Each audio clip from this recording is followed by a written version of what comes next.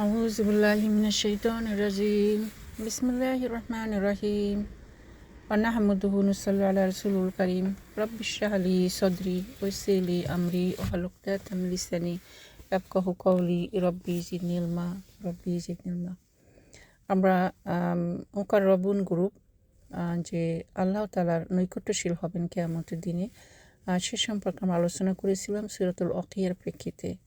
এবং এই মুকাররবুন গ্রুপ নবী করিম সাল্লাল্লাহু আলাইহি ওয়াসাল্লামের উম্মত থেকে হবেন মেজরিটি, মানে a large number Nabi Karim সাল্লাল্লাহু আলাইহি ওয়াসাল্লামের উম্মত থেকে হবে। এবং সেই উম্মতরা হলো সেই প্রাথমিক পর্যায়ে যারা ইসলাম গ্রহণ করেছিলেন, ধৈর্য, ত্যাগ, তিতিক্ষা তারা স্যাক্রিফাইস করেছিলেন আল্লাহ সুবহানাহু ওয়া তাআলার জন্য, দুনিয়াতে ইসলাম প্রতিষ্ঠা করার জন্য। এবং তারা ছিল বিশিষ্ট মুসলিম, মানে প্রমিনেন্ট বা পায়োনিয়ার মুসলিম ছিল তারা। নবী করিম সাল্লাল্লাহু আলাইহি ওয়াসাল্লামের ডাকে প্রাথমিকভাবে তারা সাড়া দিয়েছিল এবং উইদাউট এনি কোশ্চেন্স তারা অন দ্য স্পটে ইসলাম গ্রহণ করেছিলেন এবং তার জন্য সব কিছু ইসলামের জন্য স্যাক্রিফাইস করেছিলেন। এখানে আমরা যদি উদাহরণস্বরূপ মা খাদিজার কথা আলোচনা করি, তাহলে আমরা দেখতে পাবো যে তার যে স্যাক্রিফাইস, মানে তার যে ত্যাগ, কষ্ট, ধৈর্য সে সহ্য করেছে এবং সে সব কিছু আল্লাহ তাআলার জন্য বিসর্জন দিয়েছিল।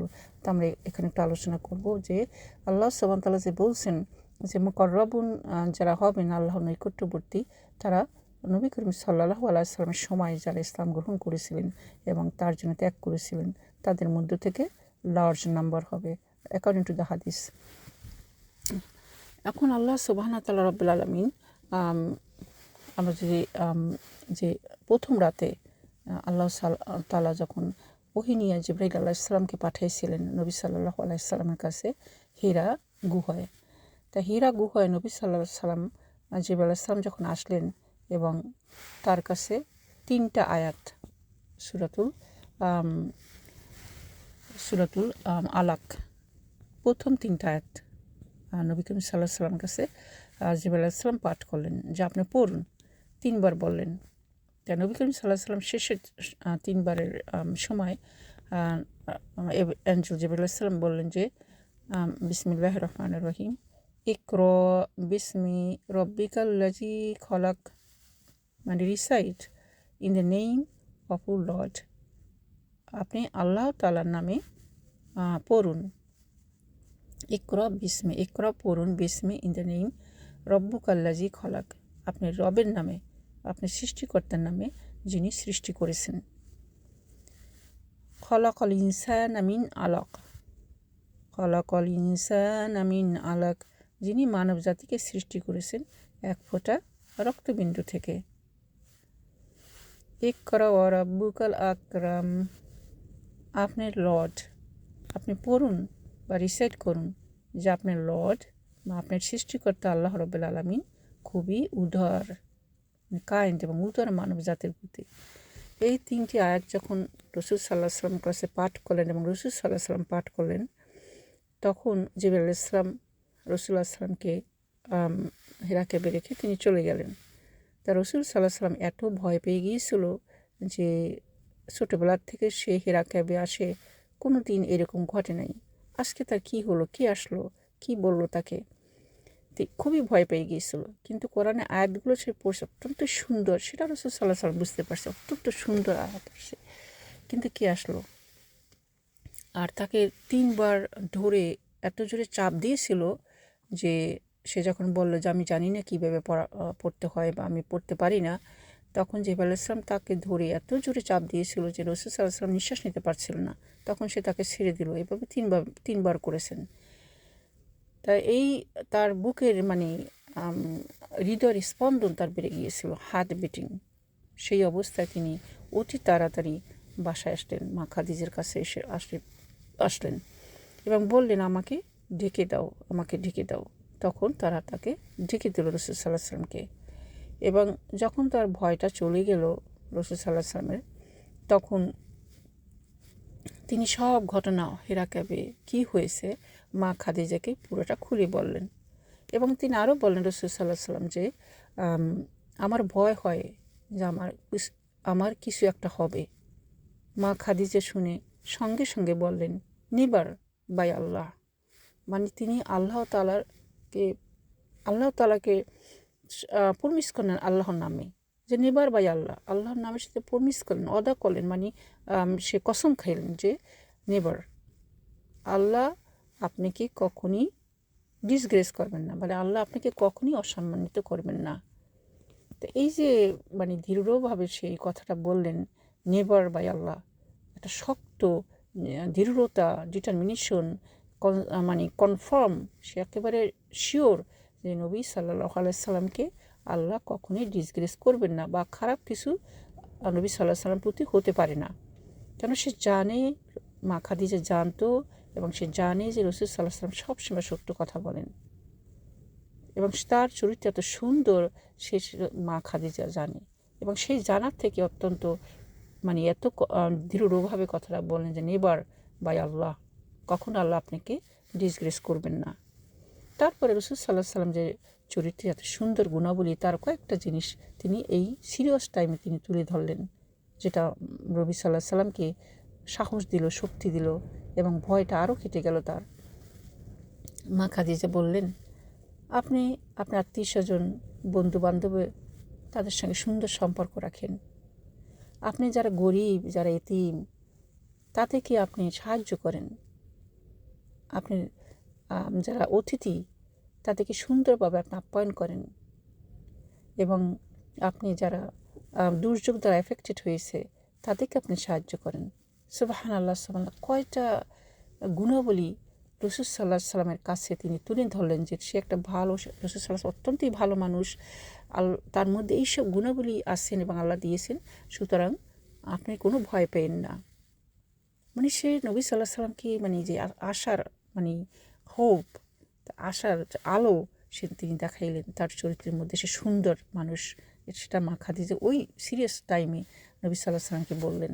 এতে নবী সাল্লাল্লাহু আলাইহি সাল্লাম শক্তি পেলেন, সাহস পেলেন, আশা তার বেড়ে গেল যে না, তার কাছে যে আসছে হেরা কেবে সে একজন ভালো, এবং যে আয়াত তাকে পাঠিয়েছে পড়ছে অত্যন্ত সুন্দর, ইকরা বিসমি রব্বিকাল্লাযী খলাক, পরও তোমার রবের নামে যিনি সৃষ্টি করেছেন। সুবহানাল্লাহ, এটা তো কোনো এত সুন্দর জিনিস তিনি বলছেন। মা খাদিজা পরবর্তীতে কী করলেন দেখেন, এত সুন্দর তার চিন্তা, সে তাকে নিয়ে গেলেন রাসূল সাল্লাল্লাহু আলাইহি সাল্লামের কাছে, ওয়ারাকা বিন নাফলের কাছে। ওয়ারাকা বিন নাফল ছিল মা খাদিজার চাচাতো ভাই, এবং সে একটা জ্ঞানী ব্যক্তি ছিল, সে খ্রিস্টান ছিল, এবং একমাত্র আল্লাহ তাআলাকে সে ইবাদত করতো, আল্লাহ তাআলার জন্য সে নামাজ কায়েম করতেন। তিনি কিন্তু মূর্তি পূজা করতেন না, অন্য কোনো আল্লাহ সুবহানাহু ওয়া তাআলার সঙ্গে কোনো শরিক করতেন না, তিনি একমাত্র আল্লাহ তাআলার ইবাদত করতেন।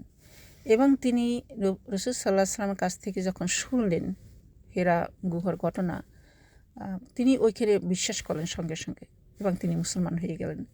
এবং তিনি বললেন যে হেরা কেবে যে এসেছে রাসূল সাল্লাল্লাহু আলাইহি সাল্লামের কাছে, সে অ্যাঞ্জেল জিবরাইল আলাইহিস সালাম। ইতিপূর্বে সে মুসা নবী আলাইহিস সালামের কাছে এসেছিল। সুবহানাল্লাহ, সুবহানাল্লাহ। তাই দেখেন যে মা খাদিজা তাকে নিয়ে আসলো এমন একটা জায়গায়, যে একজন মুসলমান একমাত্র আল্লাহ তাআলাকে ইবাদত করে, সেই সময় যখন অধিকাংশ ওই মক্কানরা তো মূর্তি পূজা করতো, এবং সে তার যে বুদ্ধিমত্তা এখানে আমরা দেখছি যে ওই সিরিয়াস টাইমে সে কোথায় যাবে, কার কাছে যাবে, কার কাছে জিজ্ঞেস করবে, আর এটা তো সবার কাছে জিজ্ঞেস করা যায় না, বলা যায় না, সে মানে একেবারে রাইট পার্সনের কাছে সে মা খাদিজা তাকে নিয়ে আসলেন ওয়ারাকা বিন নাফলের কাছে। এবং রাসূল করিম সাল্লাল্লাহু আলাইহি সাল্লাম চাচা ছিলেন আবু তালেব, কুরাইশ বংশে অনেক ধনী ব্যক্তি ছিল, অনেক এলিট ক্লাস ছিল, মা খাদিজা কিন্তু তাদের কাছে নেয়নি। মা খাদিজা জানতো যে তারা এই প্রশ্নের এবং এই ব্যাপারে কোনোই ভালো উপদেশ দিতে পারবে না, সত্য কথা বলতে পারবে না। আবু তালেব সে চাচা, নবী সাল্লাল্লাহু আলাইহি সাল্লাম চাচা, নবী সাল্লাল্লাহু আলাইহি সাল্লামের ক্লোজ ছিল, তাকে তাকে অত্যন্ত স্নেহ করতেন, কিন্তু সে মূর্তি পূজা করে, সেও রাসূল সাল্লাল্লাহু আলাইহি সাল্লামকে এই ঘটনার ব্যাপারে কিছু বলতে পারবে না। তাই মা খাদিজা দেখেন যে একটা আল্লাহ বুদ্ধিমত্তা দিয়েছেন, সেটা বেশ এত সুন্দরভাবে ইউজ করলো ইসলামের জন্য, নবী সাল্লাল্লাহু আলাইহি সাল্লামের জন্য। এবং ওয়ারাকা বিন নাফল বললেন যে আমি যদি বেঁচে থাকতাম সেই দিন পর্যন্ত, যেদিন তোমার লোক তোমাকে মক্কা থেকে বের করে দেবে, সেই দিন আমি তোমাকে সাহায্য করতাম। কিন্তু অত্যন্ত সে বৃদ্ধ লোক ছিল, এবং অন্ধ ছিল, সে কিছুদিন পরে ইন্তেকাল করলেন। এবং সেই নবী সাল্লাল্লাহু আলাইহি ওয়াসাল্লাম অবাক হয়ে গিয়েছিলেন তার কথা শুনে যে তার কওম তাকে মক্কা থেকে বের করে দিবে, অবাক হয়ে গিয়েছিলেন। তাই আমরা যদি এখানে ইনশাআল্লাহ মা খাদিজা রাদিয়াল্লাহু আনহার যে এই প্রথম রাতে আল্লাহ যখন রিভলিউশন পাঠিয়েছে তখন যে তার মানে সহযোগিতা, তার শক্তি, সাহস জোগানো, তার কম্প্যানিয়নশিপ রাসূল সাল্লাল্লাহু আলাইহি ওয়াসাল্লামের প্রতি এবং তার লাভ, তার এই সব কিছু আমরা দেখি যে জিনিসটাকে এত সুন্দর ওহী আল্লাহ পাঠিয়েছেন, সেটাকে আরও রাসূল সাল্লাল্লাহু আলাইহি ওয়াসাল্লামকে আরও সামনের দিকে আগায় নিয়ে গেল। এটা হাদিস নাম্বার 3 সহিহ বুখারী। তারপর আমরা দেখি যে মা খাদিজার ত্যাগ তিতিক্ষা। আমরা জানি যে মা খাদিজা অত্যন্তই ধনী ছিল এবং তিনি বণিক মহিলা ছিল, মানে মার্চেন্ট ছিল। আল্লাহ সুবহানাহু ওয়া তাআলা তাকে যেমন সৌন্দর্য দিয়েছিল, সুন্দর বাবাকে সৃষ্টি করেছেন এবং তাকে তার অনেক ইন্টেলিজেন্ট দিয়েছিল আল্লাহ তাকে, মানে মেধা দিয়েছিলেন, জ্ঞান দিয়েছিলেন তিনি। এবং সে অত্যন্ত যে পরিবারে জন্মগ্রহণ করেছেন সেটা ছিল অত্যন্ত কুরাইশ বংশে তিনি জন্মগ্রহণ করেছেন এবং তার বাবা ছিল অত্যন্তই ধনী। সো তার সোশ্যাল স্ট্যাটাস, পরিবারের স্ট্যাটাসটা ছিল খুব হাই। নবী করিম সাল্লাল্লাহু আলাইহি ওয়াসাল্লাম পারিবারিক স্ট্যাটাস আমরা জানি খুবই হাই ছিল। তো আমরা এখানে দেখতে পাচ্ছি যে মা খাদিজা রাদিয়াল্লাহু আনহাকে যে এই ব্লেসিংগুলো আল্লাহ দিয়েছিলেন, অর্থ দিয়েছিলেন, সৌন্দর্য দিয়েছিলেন, জ্ঞান দিয়েছিলেন, পারিবারিক সামাজিক মর্যাদা দিয়েছিলেন, তিনি সব কিছুই কিন্তু ব্যয় করছেন আল্লাহ সুবহানাহু ওয়া তাআলার কাজের জন্য, ইসলামের জন্য, ইসলাম প্রতিষ্ঠা করার জন্য, ইসলামকে সামনের দিকে আগিয়ে নেওয়ার জন্য। ফর এক্সাম্পল, যখন সেই সময় কেউ যদি মুসলমান হতো, আল্লাহর কালাম পড়ে যদি সে অ্যাকসেপ্ট করতো ইসলাম, তখন তাকে অত্যন্তভাবে তাকে অত্যাচার করা হতো। এমনভাবে তাদের অত্যাচার করা হইতো যে তারা পালাইয়ে থাকতো। ওই সময় মা খাদিজা তার বাসা খুলে দিয়েছিল নূতন মুসলিমের জন্য, যারা এইসব অত্যাচার সহ্য করতেছিল। মা খাদিজা তাদের জন্য খাবার জোগান দিত, তাদের জন্য পানির জোগান দিত। ওই সময় আমরা জানি যে মরুভূমিতে পানির খুবই অভাব ছিল। মা খাদিজা পানির জোগান দিত, খাবার জোগান দিত, কাপড়ের জোগান দিত, যা কিছু দরকার মা খাদিজা তার অর্থ ব্যয় করত এই ইসলামকে প্রতিষ্ঠা করার জন্য পৃথিবীতে। সুবহানাল্লাহ, সুবহানাল্লাহ। আমরা জানি যে রাসূল সাল্লাল্লাহু আলাইহি সাল্লাম প্রাথমিক অবস্থায় তাকে যে অত্যাচার করা হতো, তাকে যে অ্যাবিউজ করা হতো, আমরা জানি যে রাসূল সাল্লাল্লাহু আলাইহি সাল্লাম যখন কাবাতে যখন নামাজ পড়তেছিলেন, আবু জেল তার পিঠের উপরে উটের পচা নাড়ি ভুড়ি উনি দিয়েছিলেন। নবী সাল্লাল্লাহু আলাইহি সাল্লাম সিজদা থেকে উঠতে পারছিলেন না। মা ফাতেমা দৌড়িয়ে এসে সেই নাড়ি ভুড়ি তার পিঠের থেকে সরিয়ে দিল। এই অবস্থা ছিল। নবী সাল্লাল্লাহু আলাইহি সাল্লামের বাসার জানালা দিয়ে তারা ডাস্ট নিক্ষেপ করত। মা খাদিজা যখন ঘুমাতো না রাত্রে, যখন রাসূল সাল্লাল্লাহু আলাইহি সাল্লাম বাহিরে যেত আল্লাহর কাজের জন্য, মানুষকে আল্লাহর পথে দাওয়াত দেওয়ার জন্য, ইসলামের পথে দাওয়াত দেওয়ার জন্য, মা খাদিজা চিন্তায় থাকতো কখন আসবে, অস্থির হয়ে থাকতো। মা খাদিজা দরজা ধরে দাঁড়িয়ে থাকতো, এই বুঝি নবী সাল্লাল্লাহু আলাইহি সাল্লাম বাসায় ফিরল। মানে তার অস্থিরতা ছিল ভিতরে, তার হাত সবসময় নবী সাল্লাল্লাহু আলাইহি সাল্লামের জন্য, আল্লাহর জন্য কাঁদতো। একদিন মা খাদিজাকে জিজ্ঞেস করলেন নবী সাল্লাল্লাহু আলাইহি সাল্লাম, ও খাদিজা, তুমি কেন এখনো ঘুমাও নাই? মা খাদিজা জবাব দিলেন, ও আল্লাহর রসুল, আমি কেমনি করে ঘুমাবো? আমার আল্লাহ যদি আমাকে কিয়ামতের দিনে জিজ্ঞেস করে, ও খাদিজা তুমি কেমনি করে ঘুমাইছো, আমার রসুল ছিল বাহিরে আমার কাজের জন্য, তখন আমি আল্লাহ তাআলাকে কী জবাব দেব? এই হলো আমাদের মা খাদিজা। তার লাভ, তার অন্তর ছিল ইসলামের জন্য, নবীর জন্য, আল্লাহর জন্য। রাসূল সাল্লাল্লাহু আলাইহি সাল্লাম যখন বাসায় ফিরতেন, তার মুখে ডাস্ট, তার চুলে ডাস্ট, মানে ময়লা আবর্জনা, মুখ থেকে রক্ত পড়তো। মা খাদিজা চোখের পানি পড়তো আর আমার নবীজির মুখ, চুল পরিষ্কার করে দিতেন। এত কষ্টে দুঃখে নবীজি যখন বাসায় ফিরতেন, মা খাদিজা তাকে কমফোর্ট দিতেন, শান্তি দেওয়ার চেষ্টা করতো, সবসময় শান্তি, ভালো কথা, ভালো কম্পানিয়নশিপ দিতেন, যে নবীজি ভুলে যায় এই দুঃখ কষ্টগুলো সে বাইরের থেকে যেটা পেয়ে আসছে সেটার জন্য নবীজি ভুলে যায়, আবার যেন আল্লাহর কাজটা লা ইলাহা ইল্লাল্লাহ মুহাম্মাদুর রাসূলুল্লাহ নবীজি যেন আবার শক্তি সাহস সহকারে সামনের দিকে এগিয়ে নেন। তো মা খাদিজার হৃদয় ছিল সবসময় জাগা, নবী কোথায় গেছে, কাদের কাছে গেছে, কোনখানে গেছে, কি কাজ করতেছে, কি কথা বলতেছে, তাকে কি হার্ম করলো কিনা, কেউ তো অ্যাবিউজ করলো কিনা, কেউ তো খারাপ কথা বললো কিনা। মা খাদিজার হৃদয় ছিল সেই দিকে, তার কান ছিল সেই দিকে। যখন সিরিয়াস ঘটনা হতো মা খাদিজা দৌড়িয়ে যেত, নবীজিকে হার্ম থেকে বাঁচানোর চেষ্টা করত। এই ছিল মা খাদিজা আমাদের। তাই বলা হয় একজন মা যখন তার সন্তানকে, সদ্যজাত সন্তানকে বুকে নিয়ে কোলে নিয়ে আদর স্নেহ সহকারে বড় করে, মা খাদিজা দুনিয়াতে যখন ইসলাম আসছে, ইসলামকে ওইভাবে একজন মায়ের মতো তার বুকে তার কোলে সে লালন পালন করেছে। আমাদের কাছে নবী সাল্লাল্লাহু আলাইহি সাল্লামের সঙ্গে একসঙ্গে কাজ করে আমাদের কাছে পৌঁছিয়ে দিয়ে গেছে ইসলাম। নবী সাল্লাল্লাহু আলাইহি সাল্লাম মা খাদিজারকে ভুলতে পারেন নাই। তা আয়েশা রাদিয়াল্লাহু আনহা পরবর্তীতে যখন নবী সাল্লাল্লাহু আলাইহি সাল্লাম তাকে বিয়ে করলেন, মা খাদিজা দুনিয়া থেকে চলে যাওয়ার পরে, সে প্রায় একটু জেলাস হতো। তার কারণ নবী সাল্লাল্লাহু আলাইহি সাল্লাম সবসময় মা খাদিজার ভালো দিকগুলো তুলে ধরতেন, বলতেন। একদিন মা আয়েশা বললেন যে মনে হয় আপনার কাছে এত বলেন যে এই পৃথিবীতে আর কোনো মহিলা নাই, কিন্তু আপনি কি তো আল্লাহ তার থেকে অনেক ভালো মহিলা দিয়েছেন।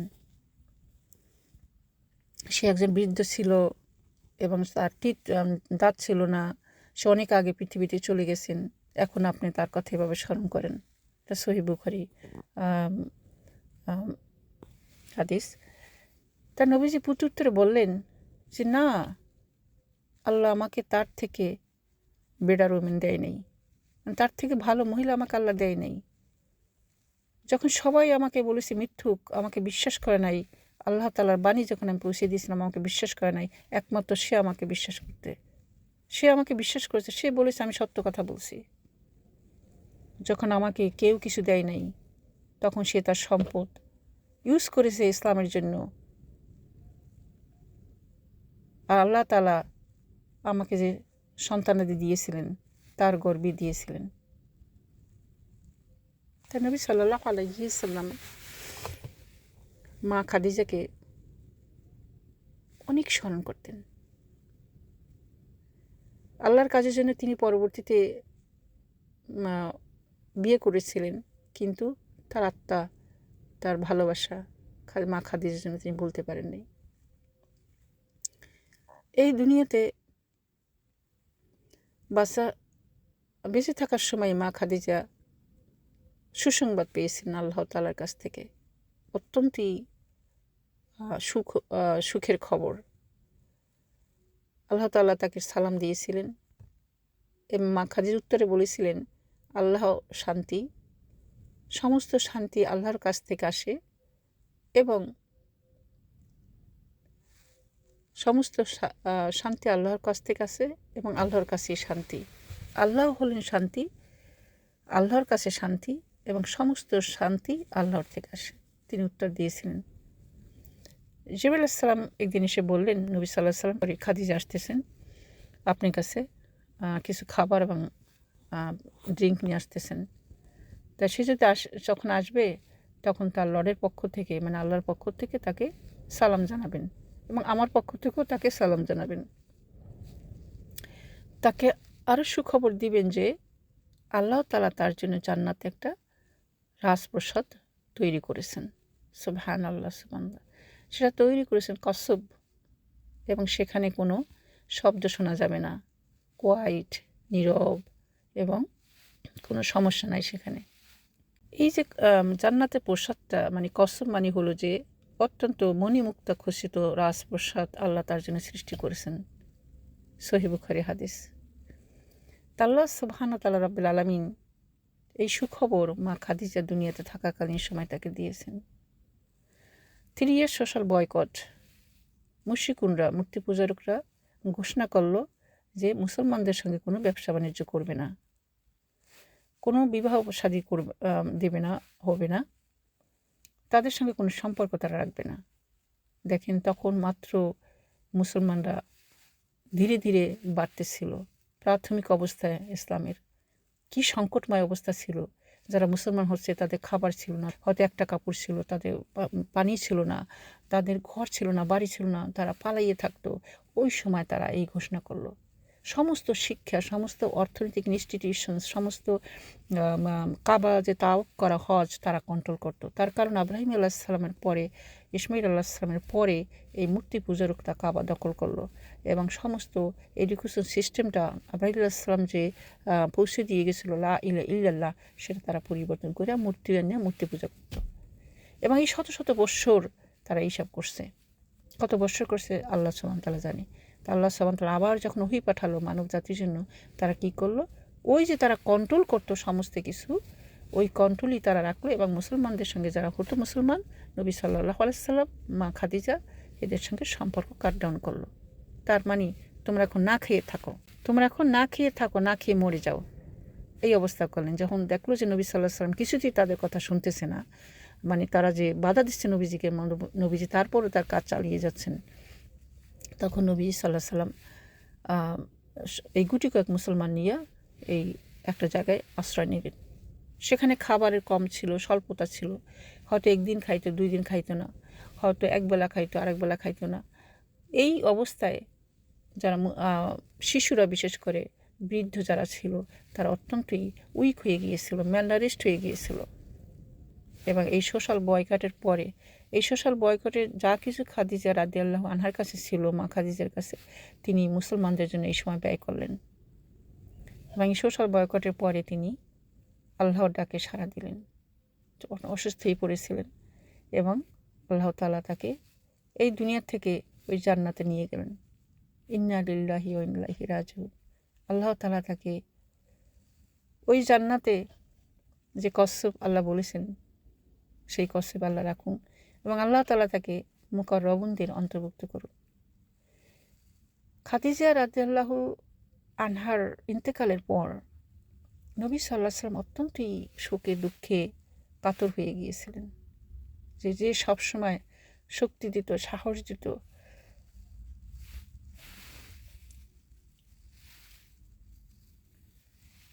আজ সে তার পাশে নেই। নবী সাল্লাল্লাহু আলাইহি ওয়াসাল্লাম ওই বছরটাকে শোকের বছর হিসাবে ঘোষণা করলেন এবং সমস্ত মুসলিম জাহানের জন্য এটা ছিল একটা শোকের। তারা অত্যন্ত শোকাহত হয়ে পড়লেন।